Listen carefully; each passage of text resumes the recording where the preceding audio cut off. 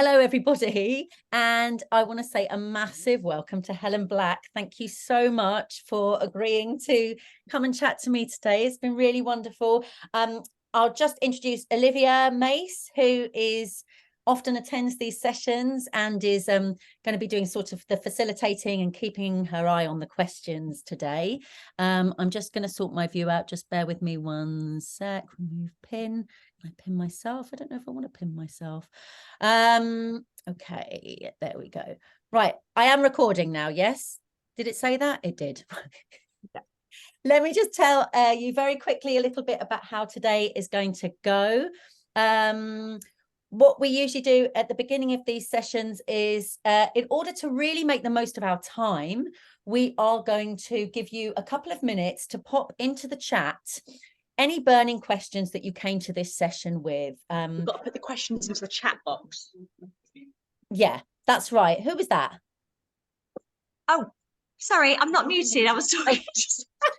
That's okay, don't worry. I thought you were asking me a question. We're all just trying our best to get through. Don't worry. Yeah, I'm going to mute myself now. Thank you. So, yeah, pop any questions you have in the chat. Then Helen and I are going to have a quick chat just to open up this session.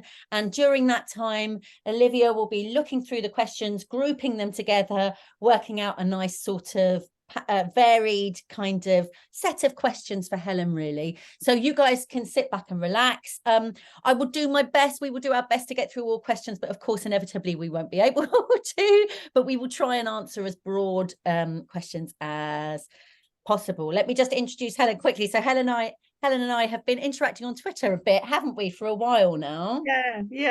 I really like your threads on things. So it's really weird, Twitter, isn't it? It's like you feel like you know people and you don't. It's really odd. Yeah, definitely. And I also think, don't you think it's hard like that sinking ship thing, where it feels like we've been on a sinking ship for so long with Twitter, but there's still so much joy and like a nice connection that comes from it, I think. How have you? Yeah, and I don't think I've got the energy to start somewhere else. No, I know. I wonder if it's also that I don't tend to get into spats or beef on Twitter at all, because I don't have the energy for that. So maybe that's what it is. It's you're really curating your own experience. I never ever. I'm screenwriting football, dogs. Do you know what I mean? So I don't see any.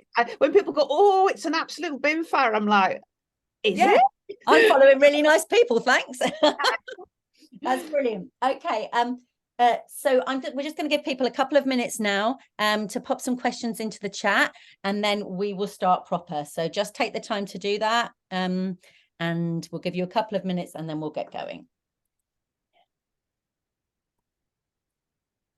And it's great to have a little look at.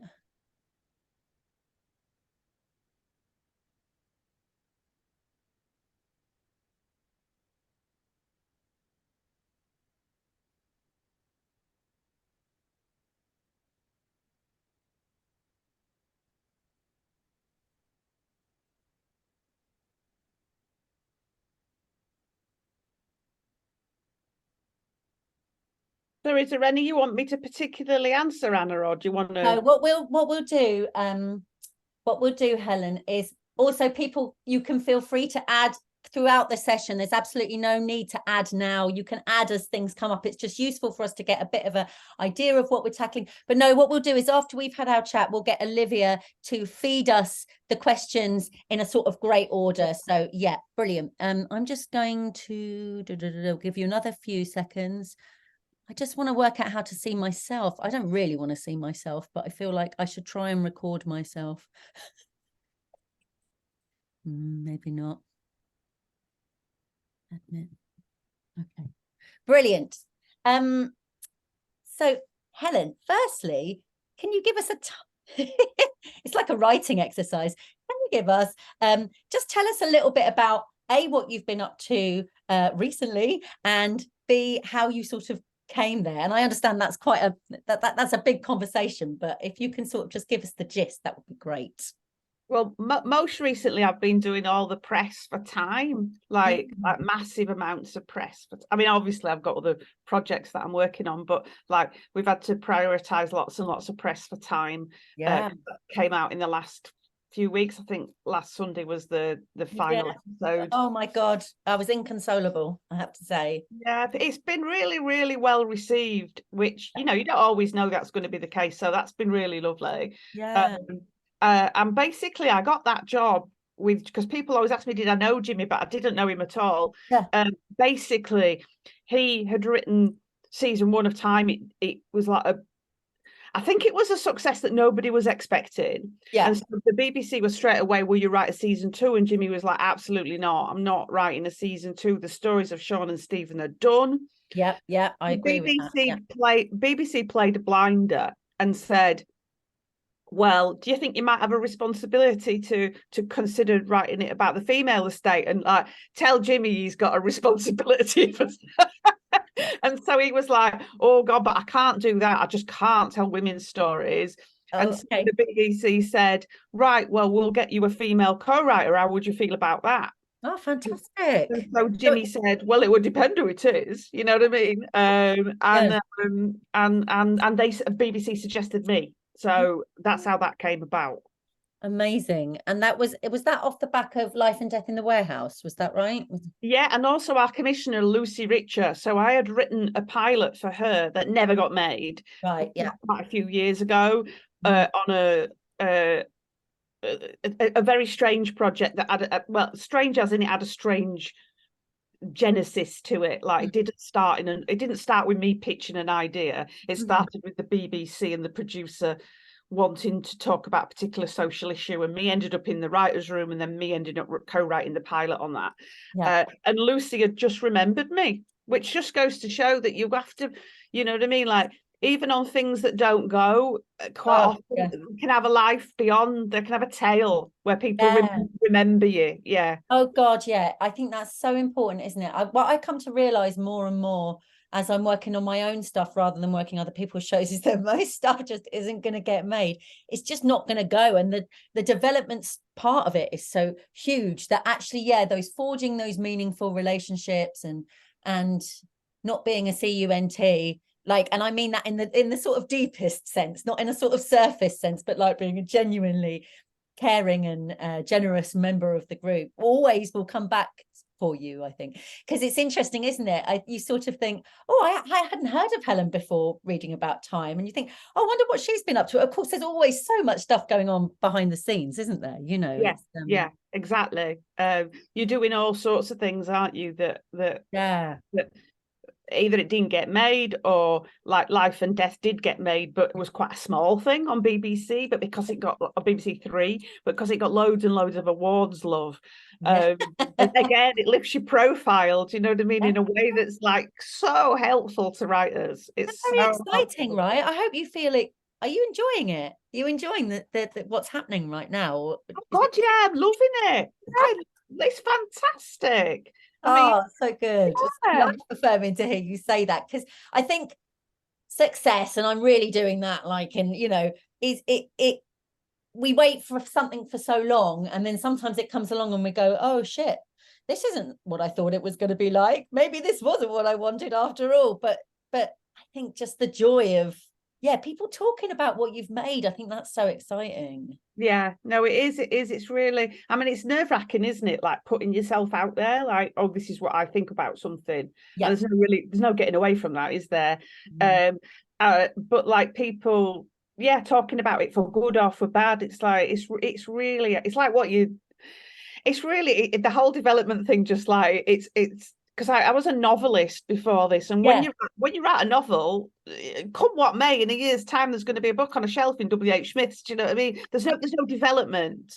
It is a book or it's not a book. Yeah. And then the TV, all this stuff that never gets made, and all these producers that never actually produce television. Yeah. That is a gobsmacking to me. Yeah, me too. We Olivia and I are on this playwrights group, and someone was mentioning yesterday, weren't they, Liv, about the amount of projects they'd had in development, like insane amounts of projects in development, and how they had not had a single like word of what they'd written filmed.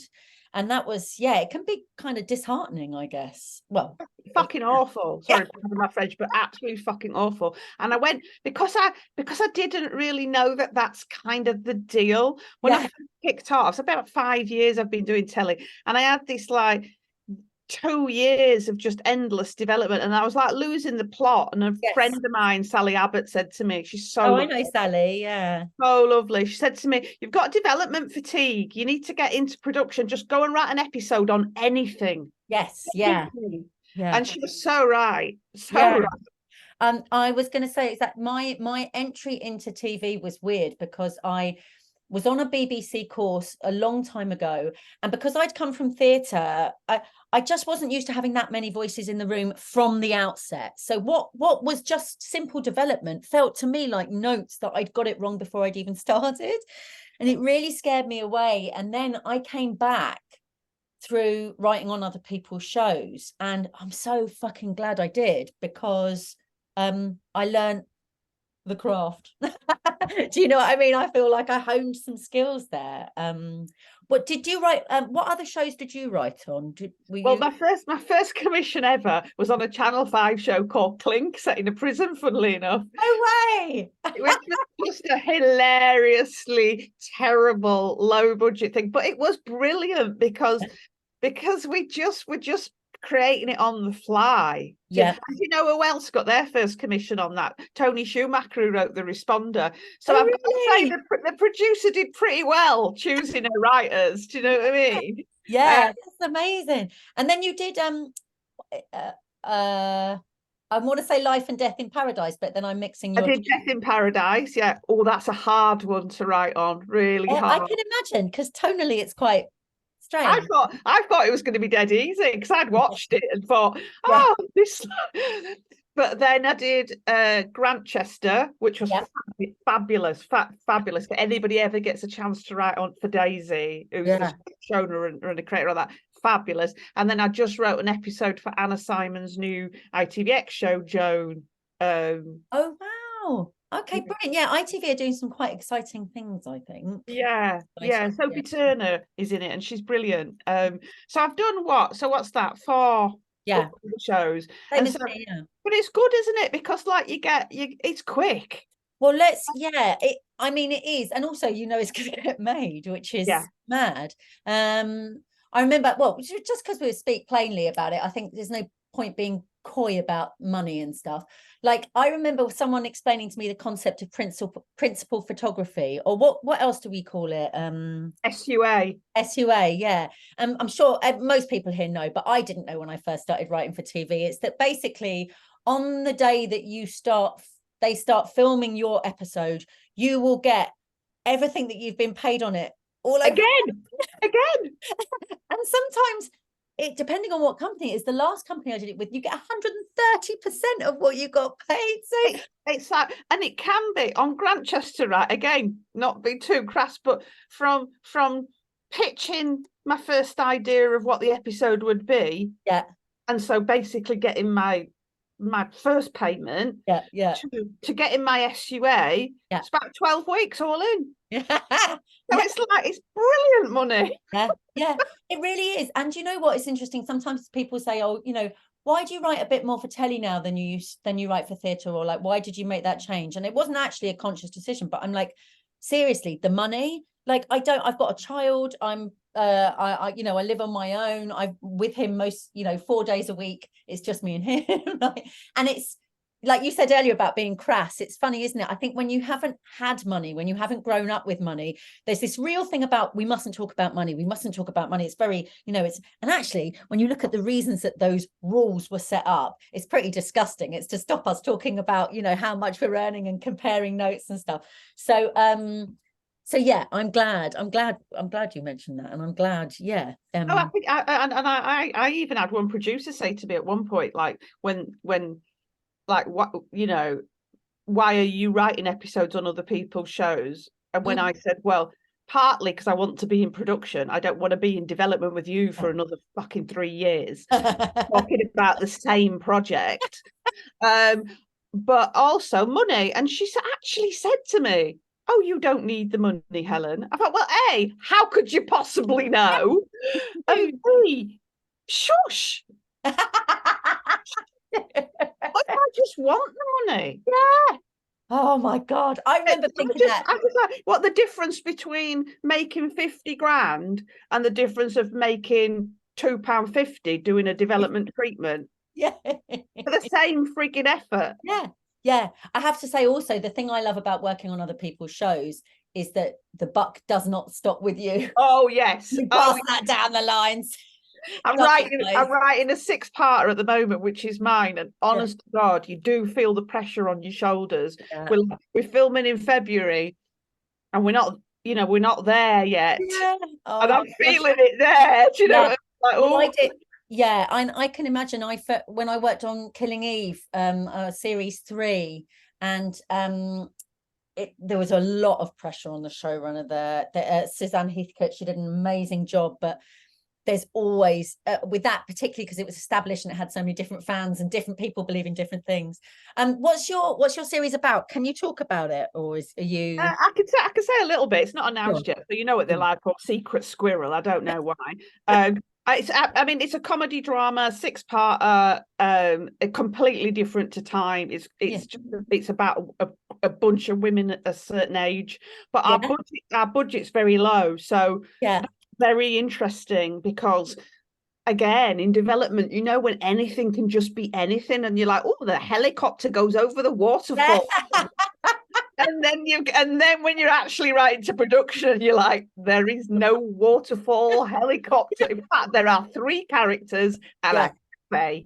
Yeah, exactly. Sometimes those limitations are really useful, though. That's how we try and think about it. But oh well, I can't wait for that. That sounds really exciting. I want to ask you one more question just for me, and then we're going to open up because we've got lots of questions coming in that Liv's keeping her eye on.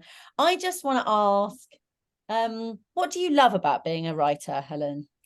Oh, what do I love about being? I like the way that I play all the scenes and characters in my head constantly. Yeah.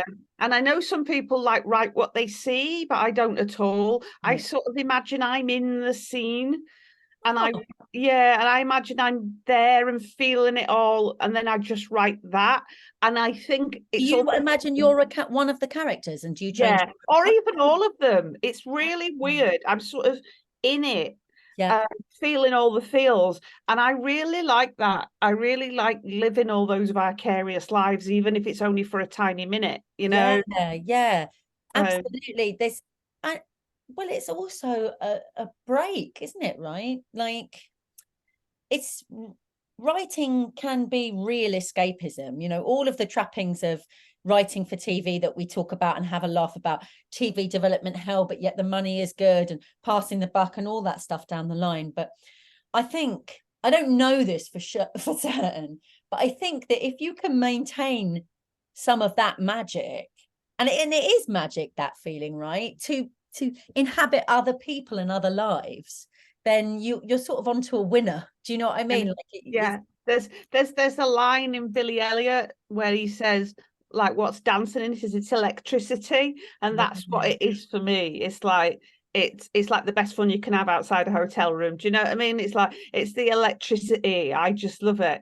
And of course there are moments. There's a bit difference, isn't it? I love the writing. The business of being a writer can sometimes be less beautiful. Definitely. But I'm also trying as well to enjoy that more, because why not? Do you know what I mean? Why not? Exactly. And I think more and more the shitter the situations that the world seems to get into, that this country seems to get into, that at the beginning of COVID we sort of thought things at some point will go back to some sort of normality or something we recognize, and then we seem to be living continuously in a state of emergency or crisis or whatever.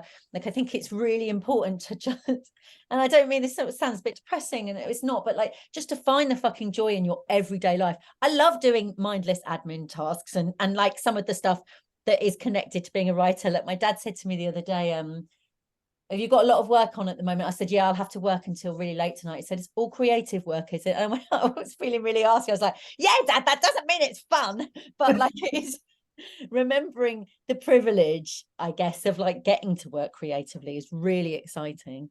I'm going to pass over to Liv just in a sec, but the first thing I've seen here, the first question that I've just seen, which I'm gonna give to you, Helen, because we've just been talking about it. It's also something that I get asked about a lot, and I don't know the answer, so maybe Helen will know. And then Liv, I'll pass over to you to feed the questions. But I'm going to start with Emily's question, and that's, how do you get a job writing on someone else's show? Well, normally your agent hears about, well, two ways. Either your agent will say to you, are there any shows you want me to put you forward for? So like I said that I wanted to get put forward for Death in Paradise because I stupidly thought it would be easy. And also it was one of them shows that I'd always watched like as a family, like Doctor Who, one of the very few shows. And so I thought, oh, it'd be really ace to say to the kids, you know, that anyway. So, but, or sometimes it's like your agent hears that there are jobs going on something and put you forward for it. And JOAN came to me because I was working with the producers on development stuff. Yeah. So when they knew that they were going to need people to help Anna with, I think it was episodes 4 and 5, I can't remember, but I think that's what it was. Then they just asked me, like, because they knew me and they knew I'd be able to do it. Because a lot of it is with, I don't know if you agree with this, Anna, but like when you're writing on somebody else's show, your job is to like really put in a shift. You know what I mean? Like quite often, not everybody, the series isn't figured out. There's all sorts of things to figure out, and it's not your job to just be fed and write the script. You have to really put in a shift. Yeah, absolutely. And you get paid really well, so like you should put in a shift. Yeah.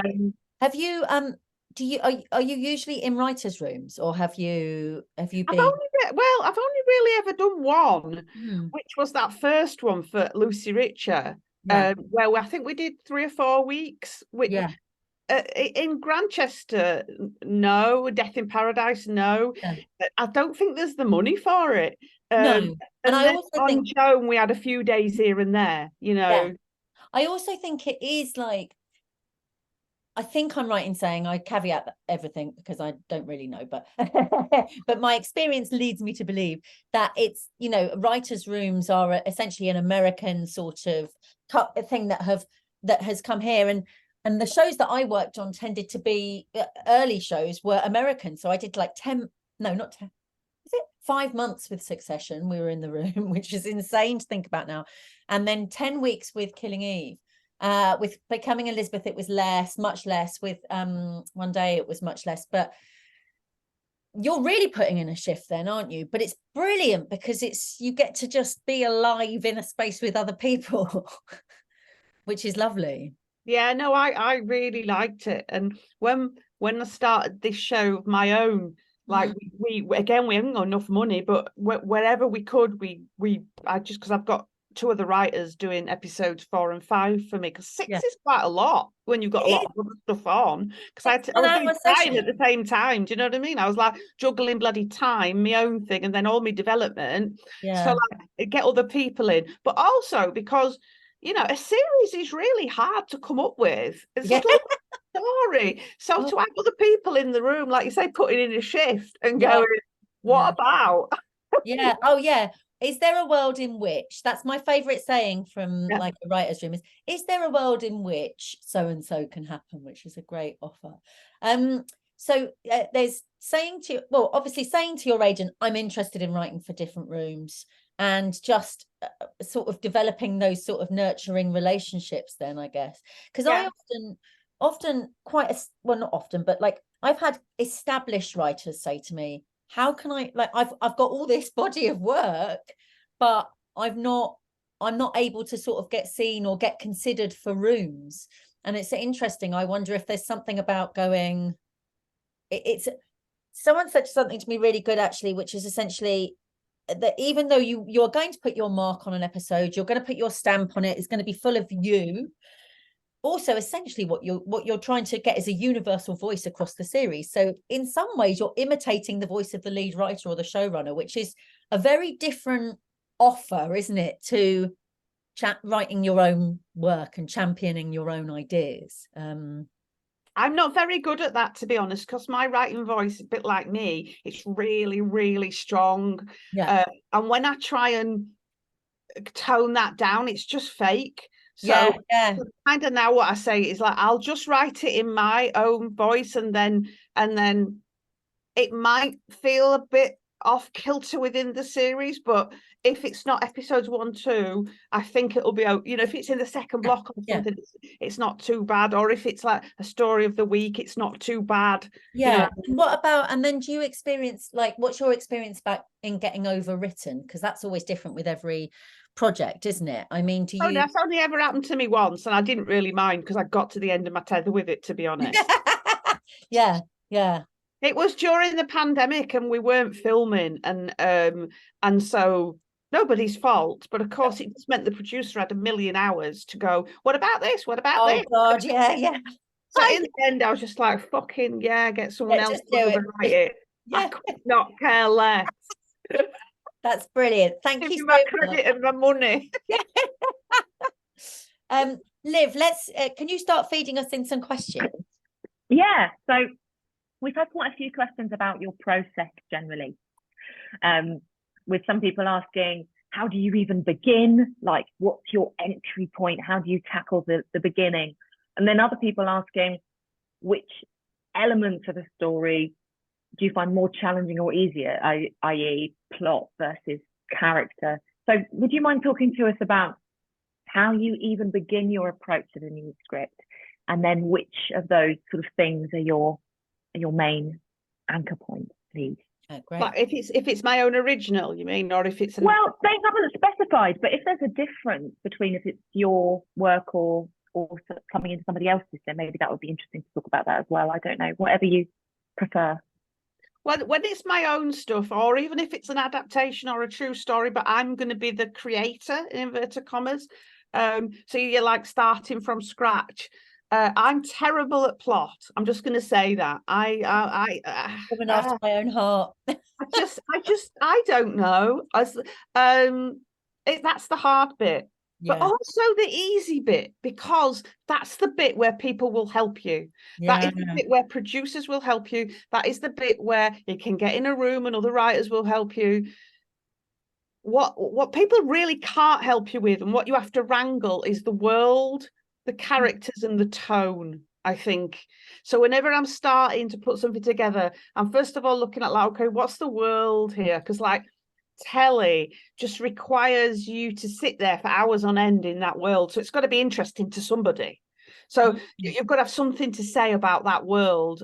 It's either going to be something that we know and we're comfortable with, or it's got to be brand new, or it's got to be something we know and you're saying something new. But like, just sit there and think, okay, what's my world? If it's a hospital, for example, what does it look like? Where is it? And then the characters, I like to go in via the characters. Who are my main characters? You know, what are they doing there? What's their main dilemma? Then the tone for me is really important. Like, okay, what is this? Are we bouncy? Are we serious? What are we doing? And then it'll sound probably really writer-wankery, but like the themes, like, yeah, what is it I'm going to say? If you're going to listen to me banging on for 6 hours, I better be saying something interesting. Yeah. I never understand people go, oh, it's just entertainment. No, it's not. No way. Because It's just pure entertainment won't see you through 6 hours. Yeah. Not a chance. Yeah. Not a chance. Yeah, I think that's really good, actually. I'm reading a book called Wired for Story, which is about the brain's desire for story and to make sense of the information, and how it's a real cognitive need to be told a story, or to, you know, work out what's happening next. And yeah, the way that the author describes theme is just about how what's happening in the show reveals something about the world, you know, about the way people in the world think and feel. And I think that's really powerful, because what it stops that, you know, sometimes you can feel a little bit like, just, oh, what's the fucking point in all of this? Especially when you get bogged down with like the development and all the different voices and redrafting and stuff. I think theme is a really useful thing to hold on to. Well, and I'm not complaining, mind. So I had a meeting recently with the BBC in which they said to me, did I want a commission about, and I'm not going to go, oh no, thank you. Did I want a commission to write something about the care system? Right. And like, yes, but also what, what? Yeah. And so like, I think we're going to have a meeting the producers, and just like the very first things I think that they're going to ask me are like, well, what do you want to say about the care system, Helen? Yeah. Do you know what I mean? And like, if we could start from there, then we could build up some parameters of what a show might be. Yes. Because that's how Time started. Do you know what I mean? Like, just with Jimmy thinking about what is it he wanted to say about the prison system, just some characters, just like not even a story, just like, oh, here's a woman arriving in jail. Yes. With the lucky and she hasn't picked her kids up. Yes. Literally, that's how it started. Yeah. And then from there, working out where the story would go. Yeah. That's brilliant. Maybe Liv, have we got some sort of time process, like working with Jimmy McGovern process related questions that might? Yeah, we do. So a few people were asking about, which I think is very interesting, how the research worked for that whole project, because I know when I was watching Time, I was thinking, does that really happen? How do they know? Like, that's very detailed. So some people have asked about how the research happened, what your approach to research was. And other people have asked about how you and Jimmy worked collaboratively in terms of, like, you write an episode, he writes an episode, and how that relationship works. So if you wouldn't mind talking a little bit about your approach to that world and researching it and then working collaboratively on it, that would be great. Yeah, I mean, with the research, we went round prisons and spoke to prisoners. We were given a lot of access. We spoke to ex-offenders, but we also did have like dedicated researchers. So we were very lucky because it was already greenlit and the BBC have got people and a budget to help you. So everything is true in there, because we knew, for example, we couldn't have somebody being released with a tent and that not be true, because somebody go, well, that's not freaking true. Well, it is true. Do you know what I mean? So timely, wasn't it? Because it's around the time that Suella Braverman was saying people couldn't have tents, and I was like, fuck me. and we knew that every single thing in there that appeared like a really big pointer, that at some point Jimmy and I would be asked about it by the Independent or the Guardian. Do you know what I mean? So we were like, or worse, do you know what I mean? Like the Mail or something. We were like, we have to know that all this is true for someone somewhere, you know. But we were very lucky. Yeah, we had dedicated researchers to it, and Jimmy's got such integrity and authority over that. Like he's just not prepared to fudge it. He's like, why would we fudge it? Like, why won't we just get it right? You know, it's a real fine line, isn't it? I think with getting all the details right and keeping it entertaining. Do you know what I mean? Because you can really get bogged down with like the darkness of it. There's a lot of darkness. And, you know, hearing you talk on Women's Hour about, you know, the fact that overwhelmingly these women are survivors of abuse, you know, in their childhood, in their younger lives and stuff. And so how did you sort of tread that line? And what about humor? Like, was that, I don't know what I'm asking really, was there a lot of opportunity to find humor? Was it did it feel like an odd thing to sort of look for within the world? No, actually, and Jimmy's a really funny dude. Do you know what I mean? It's like people think that he's probably going to be some like really bleak person who talks about trade unions all day. He's not at all. He's really funny, and we laughed an awful lot. We didn't have a writer's room, but I went very regularly to Liverpool, and we just sat in a room together talking. No boards or anything like that. You're not even allowed to say the word plot to Jimmy. He thinks it's a dirty word. Wow. So like, but we did a lot of talking. So we did try and bring lightness into it. And I always say, like, if I do nothing else in my telly career, I'm somebody who brought a dancing scene into a Jimmy McGovern drama. From the start, I was like, I want these women dancing in jail. And Jimmy was like, what? And I was like, when we went to Style, we saw some girls dancing around a radio, and like we were like, I was like, look, this is what people do in jail when it's so miserable. A song has come on that they like, and they are dancing around to it. So I was like really determined. Unfortunately, everybody was really good about it because they were like, any little tiny moments of likeness, we desperately need them. Like definitely. And there Well, was somebody actually asked about, somebody asked a really interesting question, which was lots of true stories about women's interactions with the prison system are very negative, but you chose to take it all into an optimistic place. I don't want to do any spoilers, but you know, it sort of, you know, this question is, why was that something you decided from the outset to kind of lean into that optimism? That was a bit of a journey, to be honest, because if we're being truthful, all three women's stories would probably end negatively. That's just the horrible nature of jail. But we just thought we can't do that.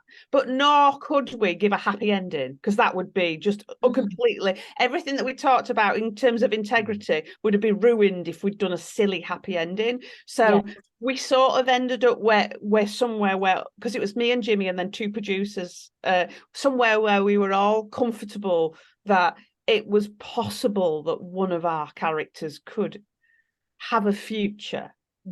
Maybe not, maybe she'll go back on the drugs, but possible. And you just need people to leave the show with the view of that might be possible, you know, and then it's up to you to decide, isn't it, as the viewer, how do you end that story? I think it did that really well. The most emotional I got was in the very last scene, with Kelsey visiting her son. I mean, I don't know if I respond differently to that because I've got a son now, and I still feel like I'm quite a new parent, even though my son's 5 now, which is insane. But there was such hope, and also so much potential for, oh, spoiler alert, sorry Rolly, sorry, oh god. It's very open-ended. It's open-ended, sorry everyone, but I loved it. Anyway, let's move on. Oh, can we just find out, how did you divide up? How did we work? I mean, with the script after endless hours of in this room, the producers were getting itchy and they were like, oh, come on guys, we need Jimmy puts it off for as long as he possibly can. And so in the end, Jimmy wrote 1 and I wrote 2, and then we just swapped. And 3 was a bit more of a patchwork quilt. But you know, Jimmy wrote 1, I wrote 2, and then we just went like that until we were both happy. Wow. But Jimmy had huge gaps in his because he wouldn't tackle anything that had to do with the women's bodies. Right. Because he was really clear that he had no authority over that. And so he would be like, there is a birth scene, off you go, love. Do you know what I mean? Like how did you feel about that? How did I knew from the off that was what was going to happen. And I have never worked with anybody as respectful about my work as Jimmy, given that it's his big show. It's BBC's biggest show this year. It's the latest thing, and he was just so respectful to me and just basically said, I cannot do this, would you please do it? And I find it was really interesting because you hear all the time, don't you, like, oh, women's voices, women's stories, and then I look at the end and it's a blood man's name on it, male director, male writer, and I'm like, oh. And then like Jimmy was just like, no, absolutely not, she needs to do this. And then you feel loads of confidence, don't you? Because like Jimmy McGovernment's basically told you. In fact, it was very funny when I had the scariest day of my life, I think, writing wise, was on the same. I handed Jimmy my script and he handed me his. So Jimmy McGovern's giving me notes on my script, but I'm also giving Jimmy McGovern notes on it. It's like, oh, I'm just not feeling very happy today.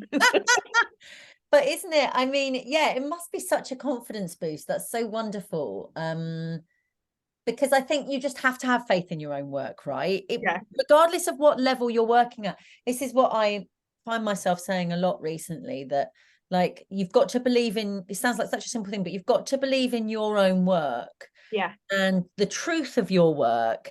And I'm aware, you know, recently that I've been in this game quite a long time now, and over like maybe the last 5 or 6 years, I'd say I've got to this point that I really prize, which is where people are interested in what I do. And for so many years, I felt like people weren't interested, and I was always trying to generate this interest, just trying to get them to look.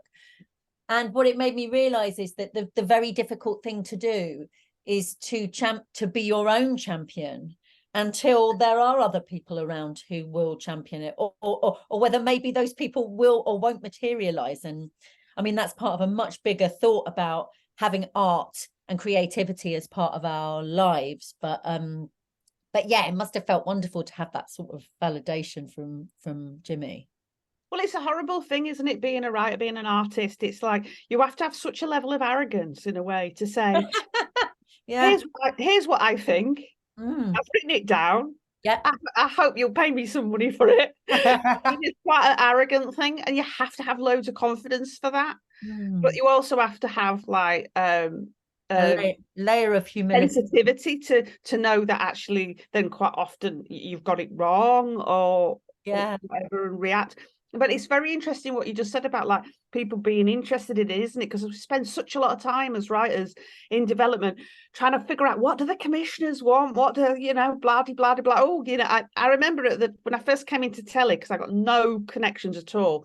Yeah. My life appeared to be run by people I'd never heard of. So it's like, what will Polly think? What will Piers think? Polly or frigging Piers? Why? But like they're running my life. Yeah. People talk about the like heads of commissioning and everything all the time to me as though they're my relatives, and I'm just like, I have to go to the toilet and Google. So who the fuck is that? And they go, oh, that's the head of Apple. Like I know what she wants today won't be the same what she wants tomorrow anyway.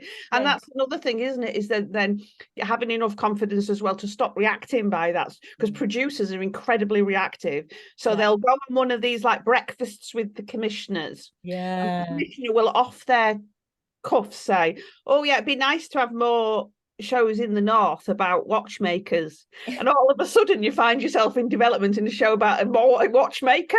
Do you know what I mean? It's like, it's like I mean, I remember one commissioner telling me, you know, like when we'd had a drink, that she was really interested in the red arrows, and I thought tomorrow the producer who stood next to me will be saying to me, what can we write about the red arrows? We're like, mate, we're having a drink. Did you do it? No, but and then you get to a point, don't you, where you have to kind of stop doing that a little bit and just say, like, I was in a commission meeting on Tuesday, and I could tell that it's not for them. Yeah, like this is the show, and I can't make it for you, but you've called me in, and that's lovely. But we both know that this isn't going to work for your channel, and that's okay. I think that's very important. I think that's very important.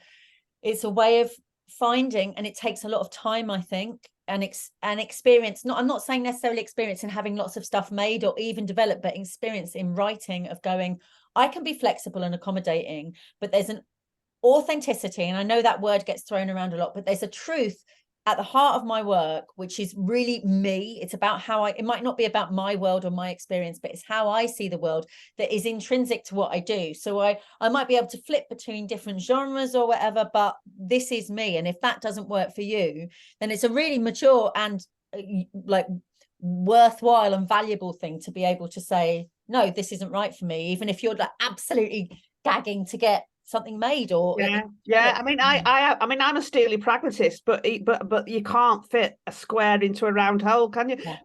I joke that there's a particular channel that's got a bin with my name on it, because I swear to God, I have pitched them a million things, and it's all, we love you, you're so talented, bin.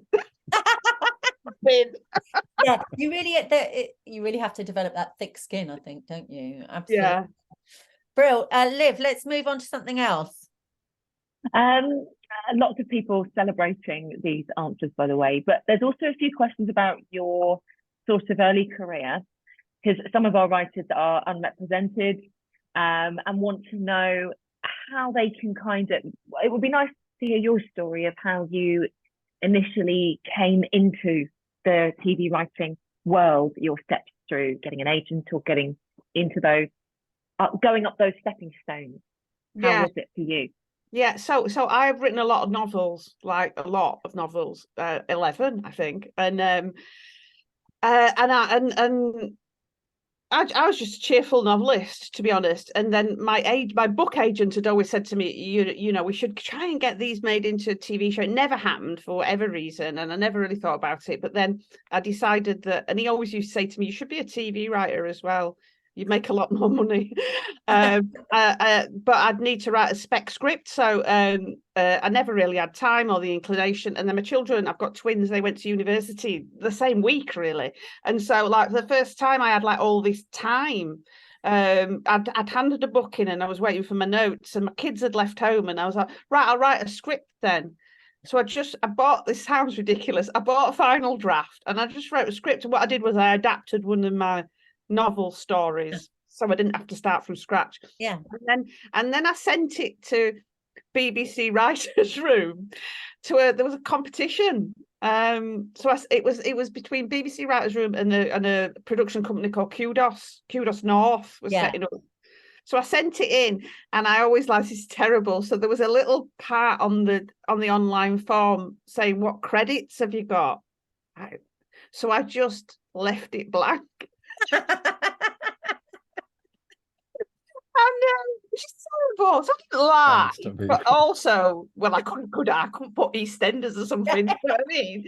So I just left it blank anyway. And then that script made its way through that competition, and it was one of the winners, actually. And so I didn't do all those stepping stones into telly, because then I'd got this like winning script. So I just wrote to a load of agents and said, I've won this competition. No, in fact, I think I did it when it was shortlisted, sort of before it didn't win. I thought, oh, next week it'll be the one that didn't win. So I'll send it while it's possible. So I sent it to some agents and just said, look, this is the script that's in this competition, and got my agent, basically. And then I don't know how people sort out a career in TV on their own. I wouldn't have a clue. My agent did all that for me.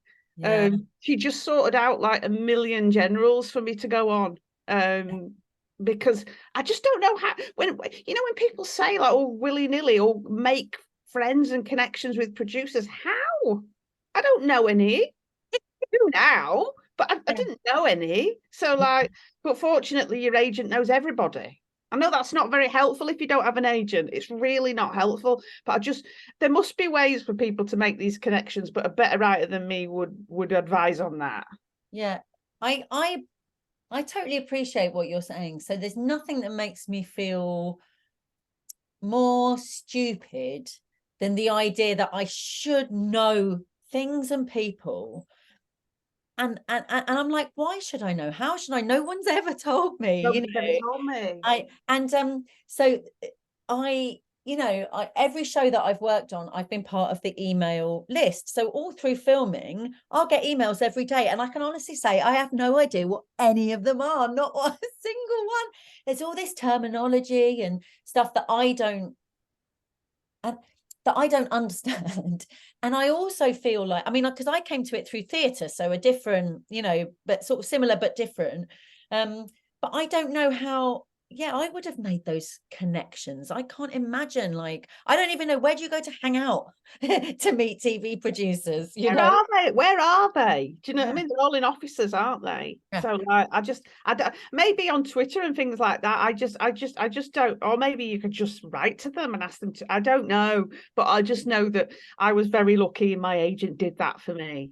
So, which is good, because I wouldn't have known where to start. I mean, I think that the question that I get asked more than anything else is essentially, how do you get a foot in the door? How do you start working in television or in theatre or whatever? And actually, I had a not dissimilar experience to you, Helen, in that my big sort of breakthrough thing was a competition. I won the Bruntwood playwriting competition, and I'd been like working for a long time not working. I'd been a writer for a long time, but I wasn't commissioned. I wasn't really getting paid for it. And so I came in a sort of accelerated path. And I think that even though it certainly didn't sort of solve all my problems, and it led to a short spate of me saying yes to everything, which was a real mistake.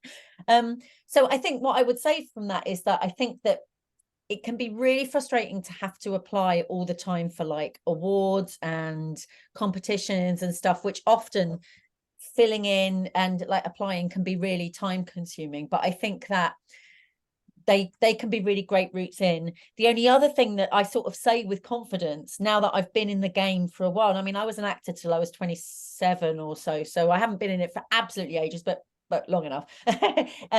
Is that about going like watching telly? What is it you like? Who's written the stuff you like? Who's produced the stuff you like?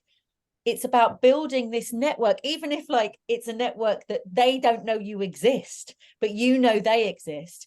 With Twitter and stuff like that, we are able to make connections with people that we wouldn't otherwise be able to make. However, the idea of sort of networking makes me feel exhausted, but it's like arming yourself with the information of who you like and who you think you would work well with, and who you might forge a tentative, like, I'm just going to let you know when I have something on, or I'd love to invite you to this, or, you know, here's my short film, or here's a script, you know, is very beneficial, not only for getting work, which obviously is the aim, but for like feeling like you're part of a community. And yeah. It's a long game. That's the other thing I think that we forget, that it's you're sowing seeds now that you will see the flowers, you know, years down the line sometimes. Yeah. And don't dismiss novels, because although novels aren't easy to get published, they do publish hundreds of thousands of books every year. They don't make hundreds of thousands of hours worth of telly. And also, in a way that TV seems to never want to give you a debut, publishers desperate for debut novelists, because you're new and you know, there's nothing worse than being a mid-lister. You either need to be like a really big seller or brand new. Like, I'm not saying it's easy, but that's an avenue of getting your work out there. Yeah, definitely. And just to say very quickly, Amy Mason, the writer and comedian, was in one of our sessions once, and we were talking about how to get an agent, which I just have no fucking clue about how to do, especially nowadays. And she was saying it's a really good idea to write to people's assistants, because usually an agent's assistant will be building their own list, and you know, and they will be a fully fledged agent themselves in a couple of years or whatever. So that, I think that's a really useful way in that maybe feels tangible. What else we got, Liv? The other things we've got are a few practical questions about, I think, that came up from when you were talking about your helicopter and your waterfall that you would like to put.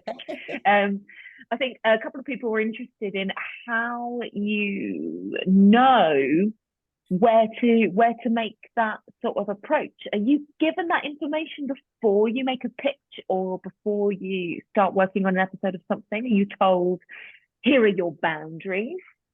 If budget's an issue, and it often is, basically, and you do after a while, you realize that certain things cost a lot of money, that you perhaps didn't think, like people having a conversation in a moving car is incredibly expensive. So if you can have them parked, everybody's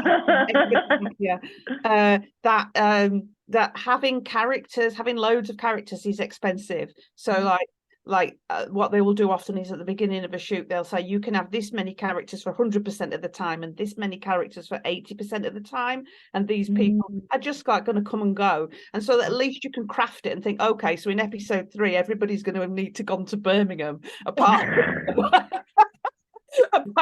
and it sounds silly, but even in things like time, you don't get what you want. Do you know what I mean? Like even Jimmy can't just go, oh well. We still had characters that had to. We called it the nail salon, because in women's jails there's often a nail salon where they teach women how to do practical, so they can get a job when they get out. But it's also a very therapeutic thing. So we had a nail salon, but that was one of the first things that went. And so we used to constantly talk about anything that died, like went to the nail salon. So like Jimmy was really wanted a budgie, because if you're doing over 8 years, you get a budgie. But the budgie went to the nail salon. I love it. Oh my Yeah, it's God. funny. I remember when I was doing Becoming Elizabeth, we had a full-size bear in my episode because they used to do bear baiting in the Elizabethan times that then went down to like a baby bear and then just disappeared completely. It was like, oh. A friend of mine wrote an episode of Casualty that was all about, like there's always an accident at the beginning that was like a horse riding accident. And in the end, they couldn't afford the horse or the accident. Oh, it's brilliant. You've only got the money you've got, right? So And a really good point. I did a session with Nicola Schindler probably a year ago or so. So Nicola, who ran Red Productions for years and runs Key Street Productions, been involved in some amazing shows, and she was saying that when you're writing your spec script, don't get too bogged down with budget, etc. Agreed. Like if we're going to be like pessimistic about it, the potential for your spec script to get made as you write it is very, very slim. But essentially, a spec script is your calling card, that very old-fashioned thing. It's not about going, hey, I'm going to put helicopters and waterfalls and stuff in because I'm just expressing myself. But it's like, what is important to you? Like, what do you see as, what do you want to see? What is your style? What brings your vibe to the script? And if that is something that actually you think, oh, if they were going to make this, they'd say no. I don't think that's ever going to stop someone, like a car chase in your spec script is never going to stop someone forging a relationship with you. So I think that's all really true. And my spec script was and still is basically about it's set in 1989, and it's all about the rave culture. And I've listed about 10 songs in it that we'll never get, and would use the budget before they've even got one character. But the point of it is the music. Yes, So I've left it in, and you know what? That spec script has been read by every bloody producer in the land. Yeah. And like you said, it doesn't matter. And weirdly just got to cook into development by the BBC, which that is weird. After 4 years, it's got into development now. Yeah, it's gone into development with Lucy now. But like, will it get made? Probably not. But like, but yeah, that script, it's just a lot of fun, that script. Very emotional. I think that's another thing as well. I think that's so interesting. And also the sort of thing that if you're going to go and write about rave culture and like to sort of go, oh, but I better think about budget, is kind of, it sort of kills it flat, right? Yeah. If I've got like, I've no idea how on earth you would to a rave like on a BBC budget or a Channel 5 budget. Do you know what I mean? But it doesn't matter. It doesn't matter. For now, it doesn't matter. Yeah, exactly. Brilliant. Liv, have we got anything else? How have we done? Have we got through most questions? We've got through most questions, really. Have you got one quick one for a party? There is actually one that we didn't quite, when we were talking about process, somebody did ask, and I'm keen about knowing about this as well. How do you manage your time, your organization in terms of your time, the practical element? How do you have time management tips or organization tips in terms of your practical process? Yeah, I mean, because I've got a ridiculously huge slate, like not all being made, I hasten to add, a huge development slate. I have to really be careful that everything's getting the time it needs. So I keep A4 diaries, and on each page it's divided into hours, and so I sort of manage my day like an absolute like I'm a GP. Do you know what I mean? Like Mrs. Smith at 1:05, Mrs. Just so that I can make sure that everything's getting done that needs to be done, or I won't manage it. That said, I wrote my first novel when I was working full time and I had little twins. So what I always say to people there is just find little chinks in your day and write 5 minutes. Don't put loads of pressure on yourself. Like, oh my God, I didn't write this many words today. Just like a little bit at a time is a really good way of doing it when you haven't got the time. Because until they're paying you, how will you have the time? Yeah. You know? And it's also, sometimes I think we get this thing that we go, especially if we're not writing for a living, right? If we're writing sometimes when we have the time and stuff, that we go, we sit down to write and we go, oh no, I'm not in the right place. I'm not in a good state. Especially if you're like, if you've got a baby, Liv's got a 1-year-old. I mean, you must have found it tricky, Liv, in the first year and stuff, to find time. And no one's in their right mind when they've got a baby. So it's about going, no, I'm going to write even though I feel addled, even though I feel tired. And that's not to say that you should force yourself to write if sleep is more important and beneficial. But it's about, it doesn't have to be perfect. It can be a very small amount of time. I remember a bloke telling me when I was like, really, like when the kids were little, like, get up at 5 o'clock to write. I'm already up at 5 o'clock with twins. I'm already up. What are you talking about? Get up at 5. Of course I'm up. Oh like, my God. Let's supposed to get up at 4. Yeah. Like, come on, be sensible. So what I did then was, I would just, like, if you know you're on your lunch break at work, or if I wrote a lot of my first novel at soft play with the kids. Do you know what I mean? Oh yeah. Sit down with a coffee and down. Do you know what I mean? Just scribble it down. Yeah.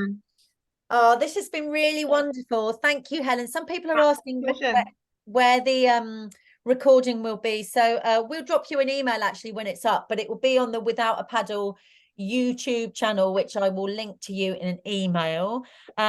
Just want to say a massive thank you to Liv and a massive thank you to Helen. This has been really joyous and really informative. And thank you. And thank you to everyone. And see you all soon. Thanks for coming. Thanks everybody for coming. Yeah, lots of love. Thank Bye. you.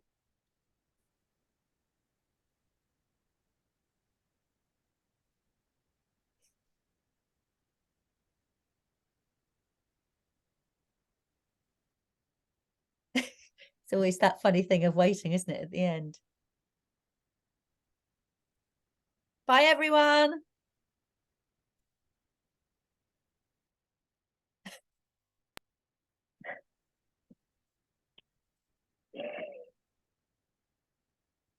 Oh, Can I remove people? That seems rude. Oh no, this is remove them. This is Do you being want me to do it? recorded. This is being recorded. Oh yeah, but that's okay. You can. I'll pop them all in the waiting room. That seems less rude. Bye. Sorry. Bye.